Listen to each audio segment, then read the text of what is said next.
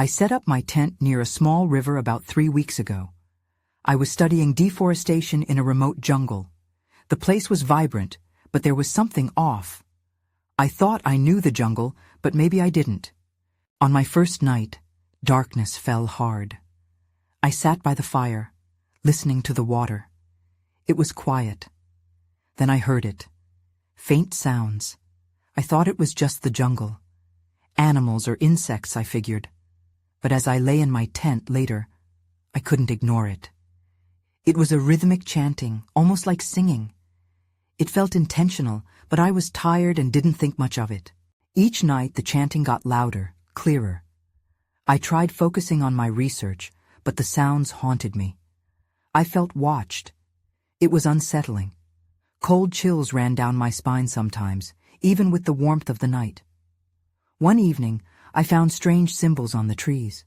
They looked ancient, but I had no idea what they meant. That made me uneasy. Then I met him. A local man showed up while I was setting up my equipment. His dark eyes stared into mine, serious and worried. He spoke in a language I didn't understand. I could tell he was concerned. He said, "You need to leave." Before I could ask why, he walked away into the thick trees. A chill settled in my gut. I didn't want to leave. I was there to chase answers. Why did the locals stay away from this part of the jungle? What did those markings mean? The chanting only got louder, and I started to doubt my own mind. Maybe it was just in my head, I thought. But the dots kept connecting in ways that made me anxious. One night, I couldn't sleep. The chanting filled the air. I felt paralyzed. My heart raced. I got up, legs shaking, and stepped outside. I thought I could track down the source. The jungle was dark, just tree outlines and shadows. I spotted a figure in the distance. It stood still, watching me, and I felt a wave of fear. But I walked toward it. "Are you okay?" I called out. No answer. The figure turned slowly. I froze. I couldn't see who it was. There was nobody there, just me and the whispering jungle. I felt like I had stepped into a nightmare. I looked around, but everything felt wrong. The trees seemed to lean in closer, and shadows flickered around me. What was happening? Why was I there? What was I interrupting? These questions crashed over me, and I knew I had to leave, but it felt like the jungle had a grip on me. Even now, when I remember it, that haunting chant fills my ears. I can't shake the feeling it's still waiting, watching. I couldn't shake the feeling that something was very wrong. Each night afterward, I tossed and turned, the chanting echoing in my mind like a relentless drum. I knew I had to do something. Maybe finding the source of that sound would quiet it, or at least help me understand. So I decided the next day to investigate the markings I had seen on the trees. I knew they were important. They seemed to pulse with a strange energy, as if they whispered secrets from long ago. I grabbed a notebook, a flashlight, and some water, then headed deeper into the jungle.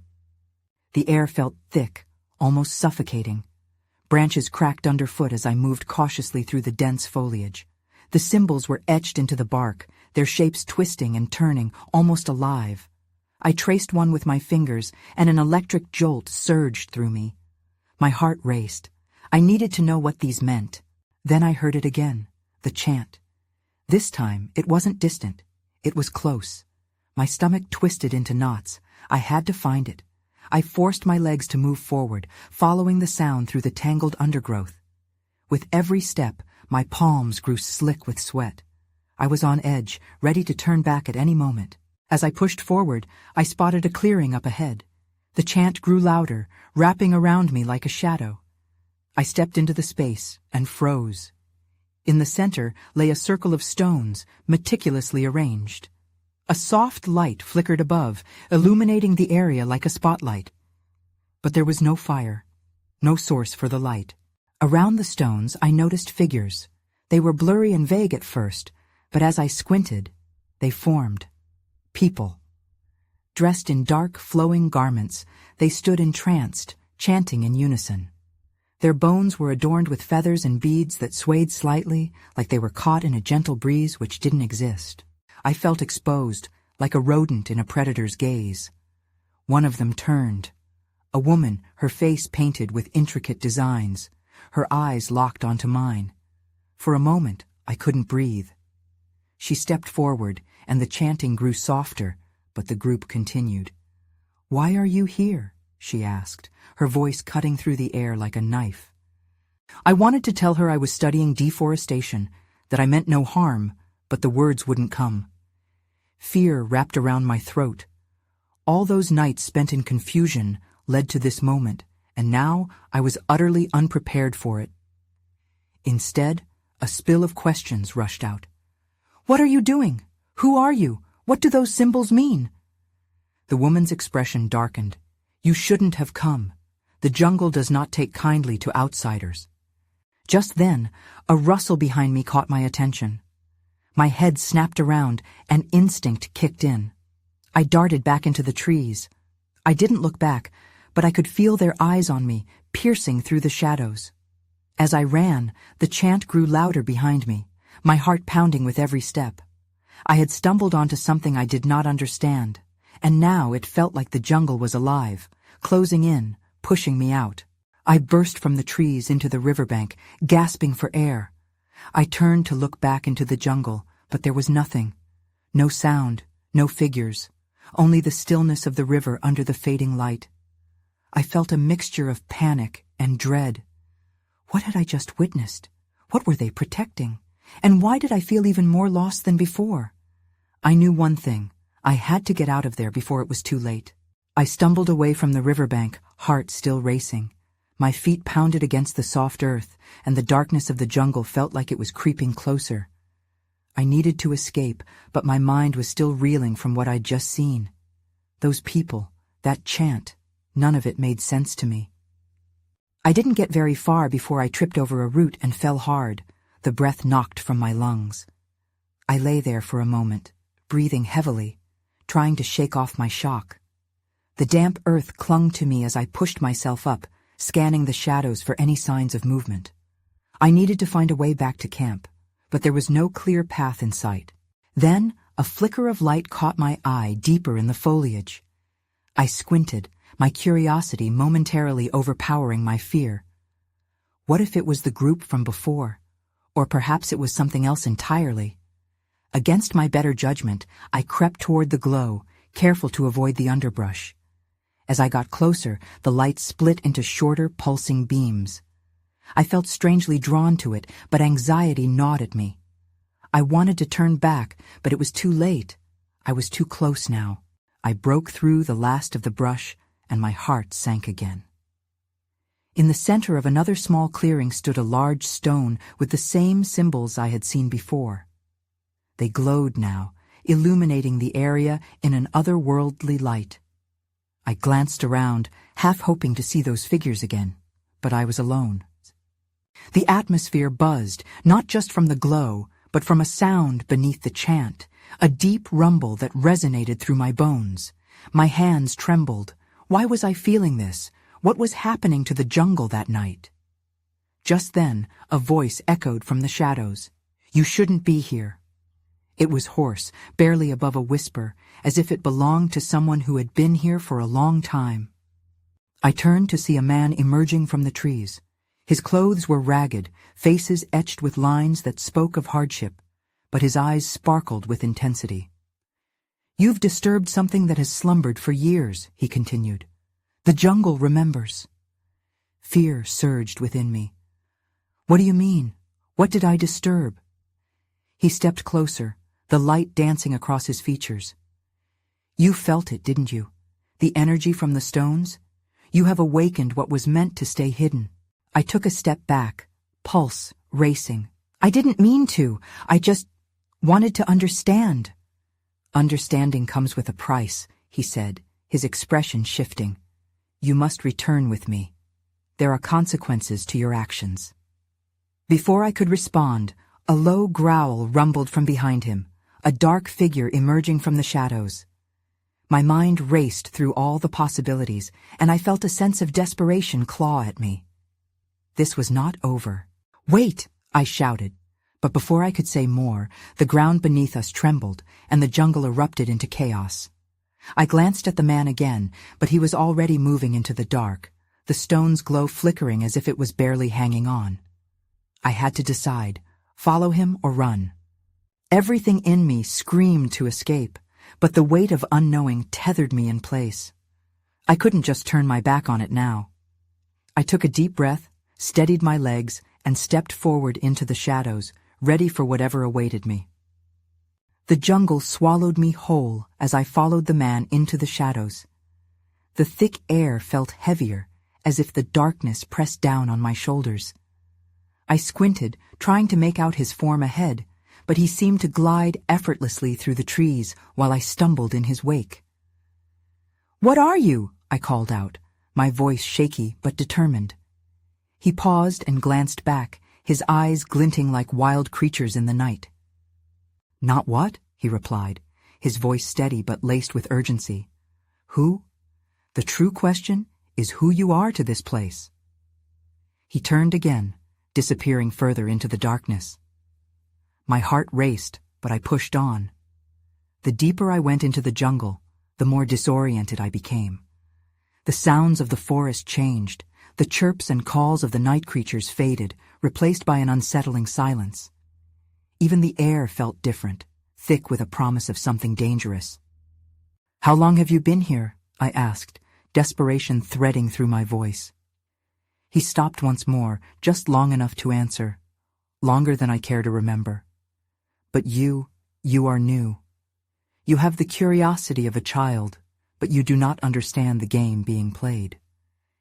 "Game?" I felt my stomach churn. "What do you mean?" The man turned to face me fully. "They will come for you. The guardians of the stones do not take kindly to intruders." A sudden rustle in the bushes behind us made me jump. I turned quickly, scanning for movement, but saw nothing. "What guardians?" Before he could answer, the low growl erupted again. It echoed through the trees, deeper and more menacing. I knew I wasn't alone. Whatever the source was, it was close. "We need to move." His voice held an edge of panic now. "I might just be able to shield you, but only for a moment." "Shield me from what?" My voice was barely a whisper as I felt the air shift around us. It felt charged, alive. But he didn't have time to explain. He seized my wrist with a grip that felt both protective and forceful, and began to lead me further into the depths of the jungle. Each step felt like I was running into a storm, unaware of the chaos brewing just out of sight. The growl grew louder, followed by the sound of claws scraping against bark. My heart raced faster than my legs could carry me. I wanted to scream, but fear lodged in my throat. I knew something was gaining on us, and yet I had no idea what to expect. That's when I saw it, a flash of movement to my left. A shadow sprinted between the trees, and what looked like the glint of eyes reflected the faint glow of the stones behind us. It was following us. Whatever this thing was, it meant to catch up. "I need to know what you've awakened," I said, forcing the words out through my panic. But before he could respond, we burst into a clearing, and I was met with an unsettling sight. Strung between the trees were artifacts, symbols, bones, a shrine to something that screamed of power, something that might answer my questions, but also felt like a sinister invitation. "What is this place?" I asked, horror and curiosity mixing in my mind. He turned to me, his face paling. "This is where it all began, and you've prompted the awakening. We must leave, now." As he urged me to move, I couldn't help but steal one last look at the shrine. Shadows flickered, and the ground trembled beneath us. I had awoken something ancient, and now the jungle's pulse synchronized with my own racing heart. It was only a matter of time before we found out just how serious the consequences would be. I stumbled forward, my legs struggling to keep up with his urgency. The echoes of the growl echoed behind us, thick with menace. Adrenaline coursed through me, but my mind raced with questions I couldn't voice. What had I done to awaken whatever was hunting us? We pushed through the tall ferns and tangled vines, the jungle swallowing our flight. Each step seemed to sink me deeper into an inescapable nightmare. "Why are we not safe here?" I gasped, desperate to keep up. He glanced back, his face a mask of determination mixed with fear. "Because when the guardians awaken, they do not stop until they have reclaimed what is theirs. And you've meddled with the stones." "Stones?" I croaked, struggling to absorb the meaning as I ran. My throat felt dry, and my breathing came in short gasps. I needed more answers, but the urgency drowned out my thoughts. Then it hit me, the stones in the shrine. There had been 5 of them, each distinct, but all radiating a dark allure. Had I disturbed something more than just a place? Had I awakened a curse? The growl returned, closer this time, reverberating through the trees. Panic rose within me. "What do they want?" "They want control," he said sharply. "You've opened a door, and now they seek to close it. They will do whatever it takes to maintain their guardianship. We must reach the river. It's our only chance." The river. I remembered the faint sound of rushing water from earlier. It might be our salvation. I pushed my legs harder, willing them to carry me faster. Different paths branched out before us, and I chose the one that veered toward the sound of rushing water, hoping I was following my instinct right. Then I heard it. A rustling too close. Something was in the underbrush, lurking, waiting. I didn't dare look back, but the man stopped abruptly, his eyes wide. "This way." He yanked me off the path, dragging me behind a thick trunk just as a massive figure burst into the clearing we had just left. It was a dark silhouette, blending seamlessly with the shadows, a monstrous beast. I held my breath, fear constricting my chest as I pressed against the bark. We stayed silent, my heart thumping against my ribs. The creature sniffed the air, muscles tensed like a coiled spring. I could see its eyes now, an unnatural glow that sent chills down my spine. It prowled, searching, drawn to the remnants of the stones. I felt like prey caught in a trap. Finally, after what felt like an eternity, it moved away, slipping back into the shadows. The man released his grip, and I let out a shuddering breath. "Did you see it?" I whispered, still trembling. "Yes," he said, a grim realization setting in. "But the worst is yet to come. We're not safe, even here." A shiver ran down my spine as I realized he meant more than the beast. The jungle itself felt almost alive, as if watching us, biding its time. Then, like a crashing wave, panic rose anew. Suddenly I heard a distant sound. It was a low rumble, almost like a chant. "What is that?" I asked, fear flooding my voice. "It's the call of the stones," he breathed, urgency filling his tone. "They are summoning their guardians." Then everything went dark. I gasped as I blinked back into consciousness, the darkness lifting just enough for shapes to emerge. My surroundings blurred, the jungle looming like a giant, watching and waiting. I pushed myself up, disoriented, and found the man crouched nearby, his eyes scanning the area with wild intensity. "What happened?" I croaked, struggling to shake off the fog in my mind. "We need to move," he said, urgency sharp in his voice. "They're coming." Before I could question what he meant by they, a rustle burst from the underbrush like a whisper growing into a roar. Instinct took over, and I leapt to my feet, adrenaline flooding my veins once again. We scrambled away from the low-hanging branches, ducking as the sounds came closer. It was a cacophony, zealous calls that blended with the noise of the jungle, creating an orchestra of dread. The air grew heavy, almost electrifying. "Which way?" I asked, trying to catch my breath. He pointed toward a narrow opening between 2 towering trees. "There, we have to get through. Hurry!" We plunged forward, the weight of the jungle pushing in on all sides. My heart raced, but I couldn't tell if it was from fear or the effort of running.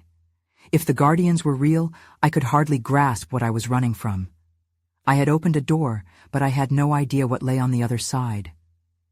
As we dashed through, I nearly tripped over a gnarled root. I looked back for just a moment, and that's when I saw it. A flicker of movement in the shadows. A dark figure, much like the beast before, but smaller, quicker. It dashed between the trees, a glimpse of fur and glowing eyes. "Keep moving!" he shouted, urging me on. We burst through the trees into a small clearing where the ground dipped into a shallow ravine. Ahead, I could see the silvery ribbon of the river catching the last of the dying light. "There!" I pointed, hope surging through me. Suddenly, the chant grew louder, a massive wave of sound that washed over us like a physical force. I staggered, feeling it in my bones, an overwhelming compulsion to respond. Then came a thunderous roar, echoing through the trees, fierce and primal. My heart dropped, realizing that something was emerging, drawn to the noise. I fell to my knees, the sound wrapping around me like a shroud. "What's happening? What do the stones want?" "They want you to pay for awakening them," he said, his voice strained. "You are the key. We have to reach the river now, before it's too late." I pushed myself up again, fear tearing at my insides. "But how?"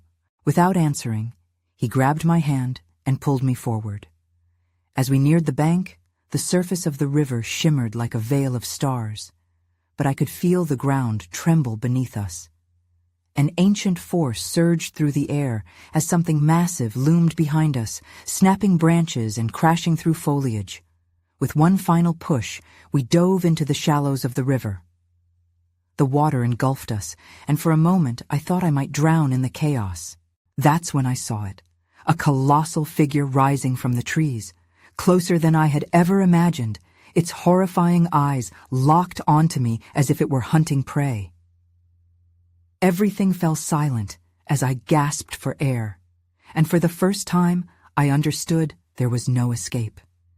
The icy water wrapped around me, pulling me deeper.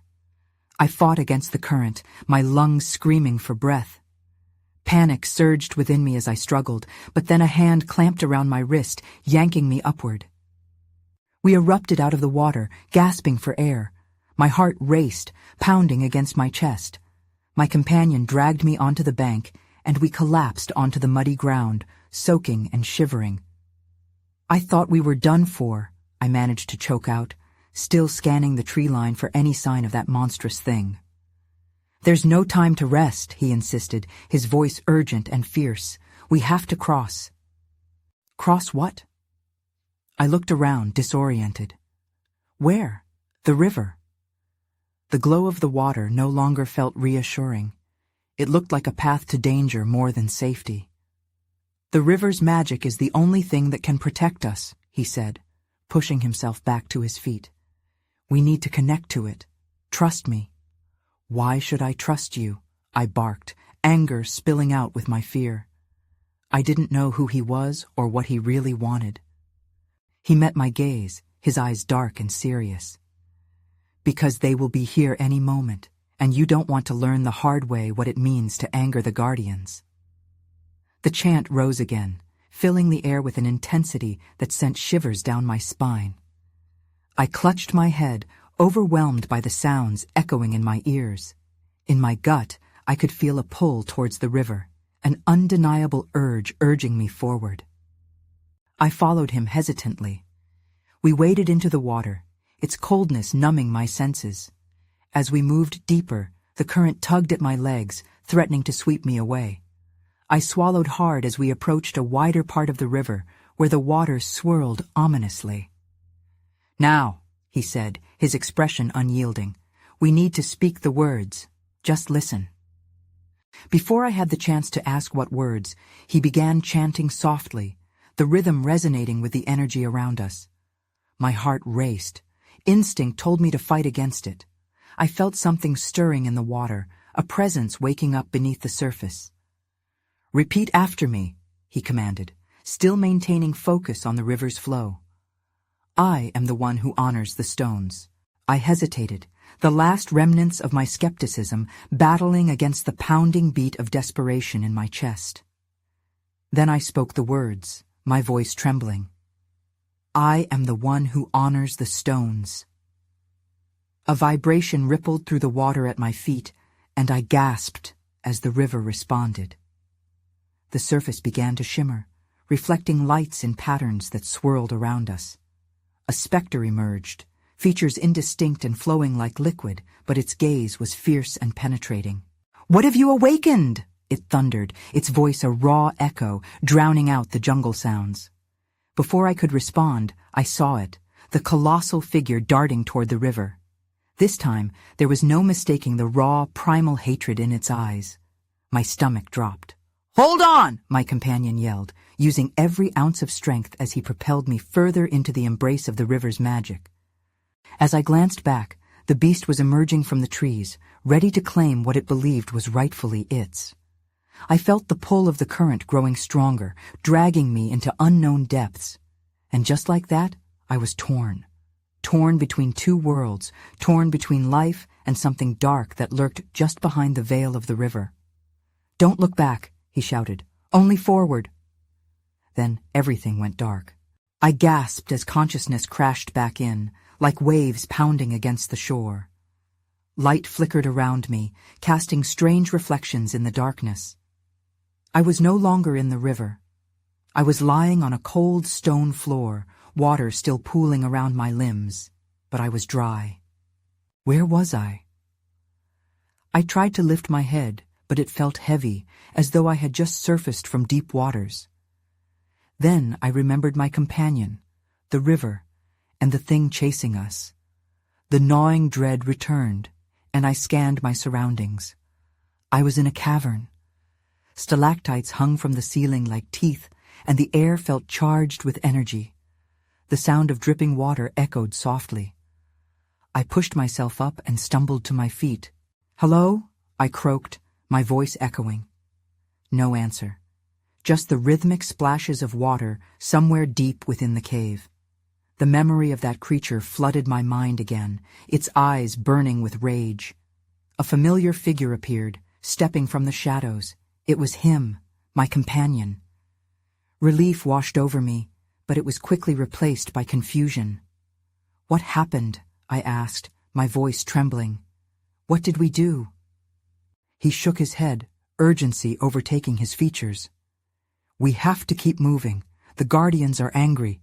They don't like it when outsiders meddle in their affairs." The Guardians. I wanted to ask more, but felt we had no time.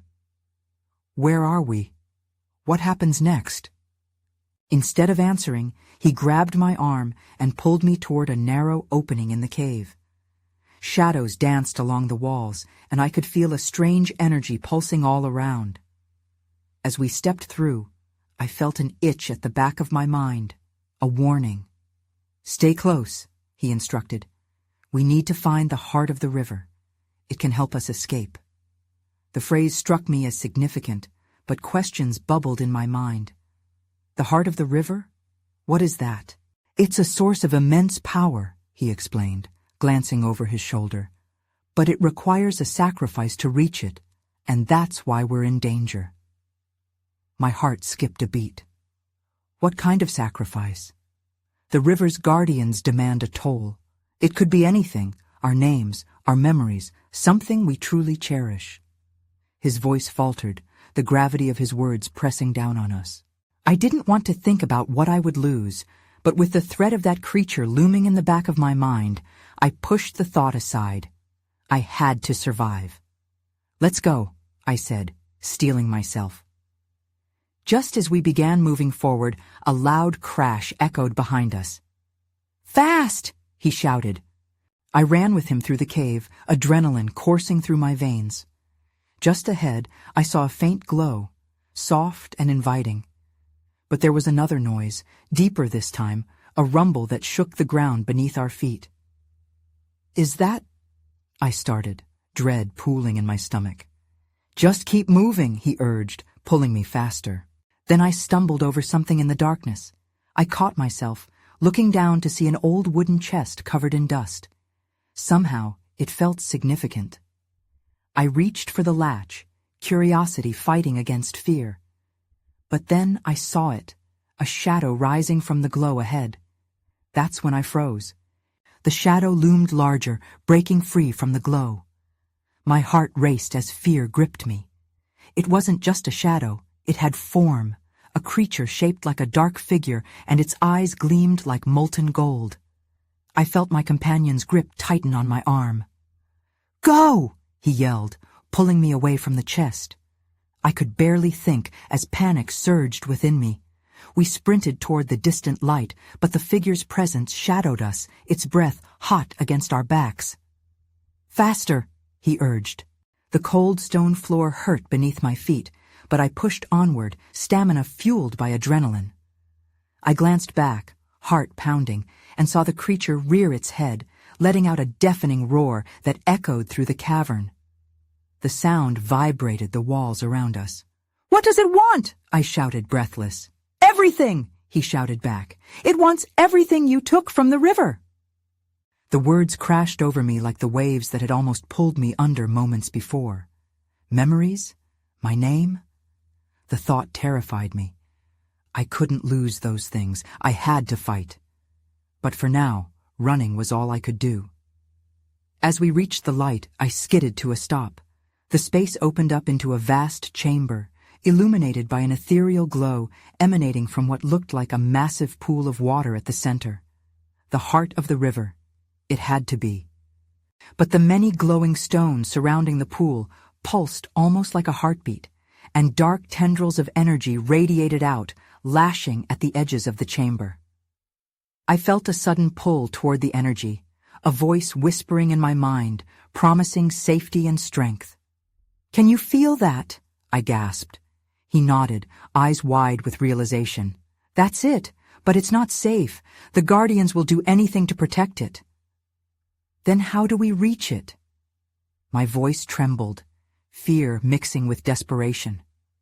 "We'll have to make a sacrifice," he replied, glancing at the creature we had evaded. "It's the only way to get close enough without being caught." "But what do we sacrifice?" I asked, dread chilling my veins. Before he could answer, the creature lunged into the chamber, its form blending with the shadows and darkness. I instinctively took a step back, heart racing. It seemed to be drawn to our hesitation. "Stick together," he commanded, pulling me closer.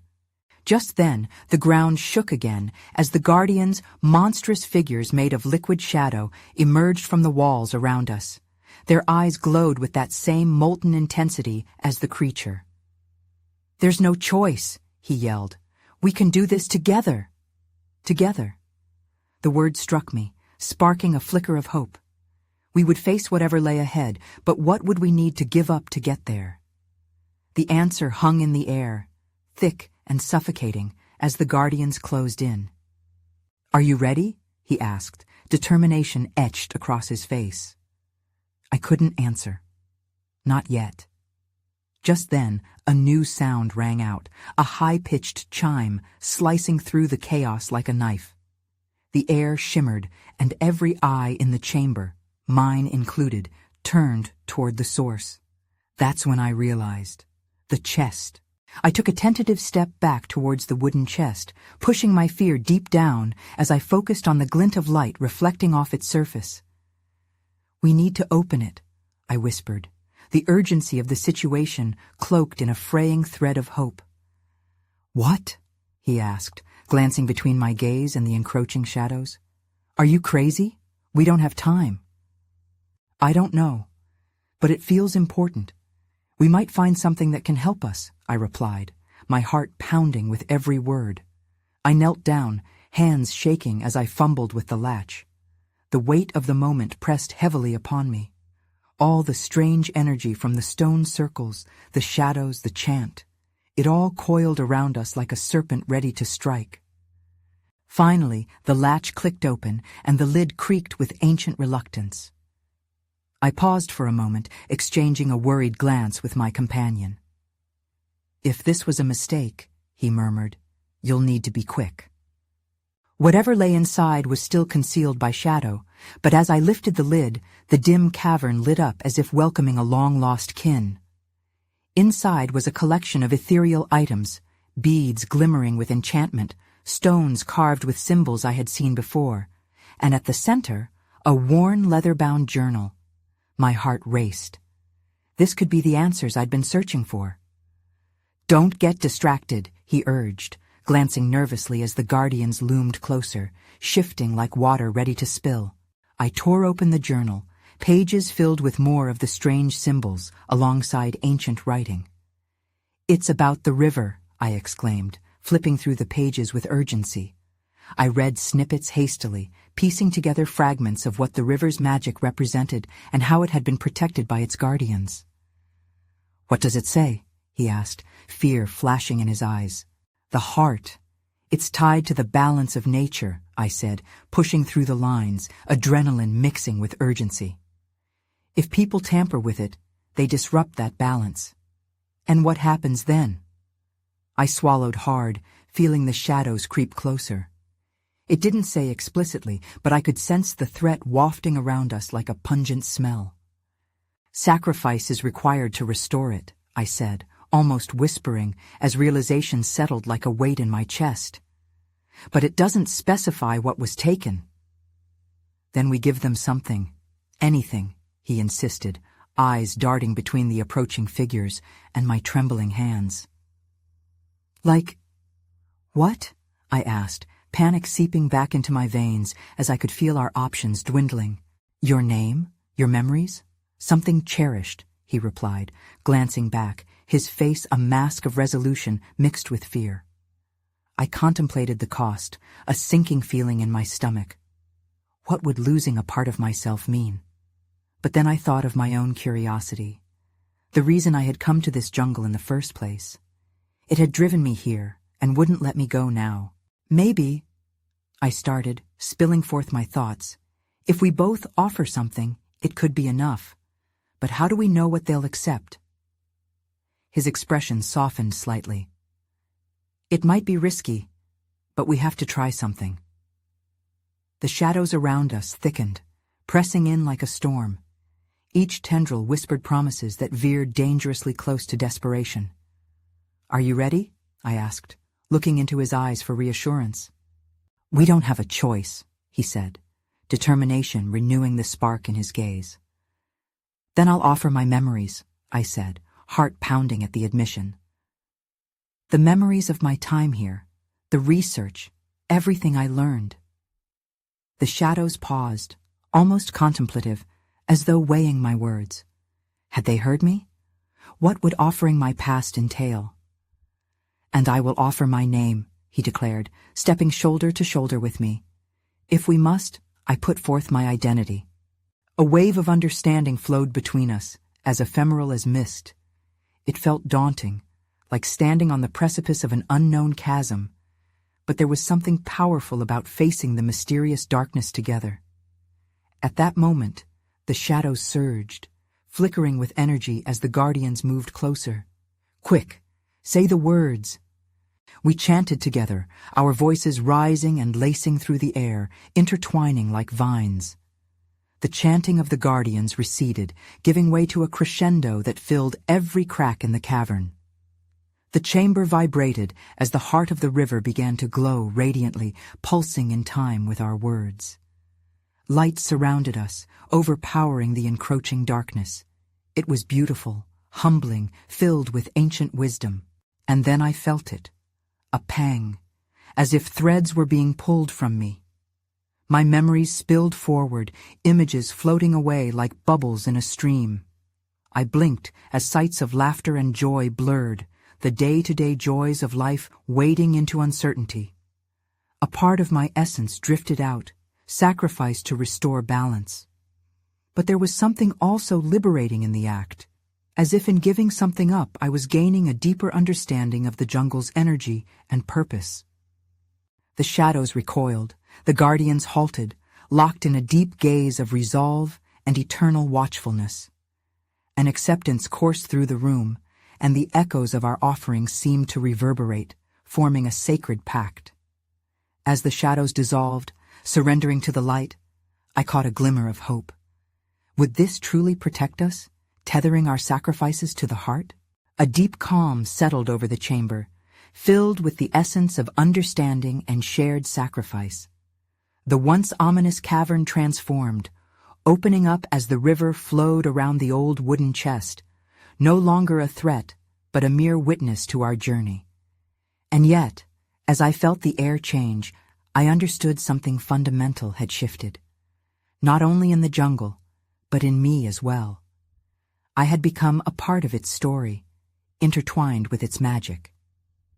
But beneath that solace, questions remained. What did it mean to sacrifice? Would the jungle welcome me back after I'd given up those memories? And what about the companions lost in shadow, forgotten to the passage of time? As we waded out, leaving the cave behind, uncertainty lingered like the last remnants of a dream. I glanced back, breath caught in my throat, knowing that I might never return to the same place again. The jungle felt both foreign and familiar now, pregnant with enigmatic possibilities, the guardian of secrets that would always remain just outside my grasp. I moved forward, uncertain yet determined, wondering if perhaps some mysteries were meant to linger, like tendrils in the air that never truly fade away.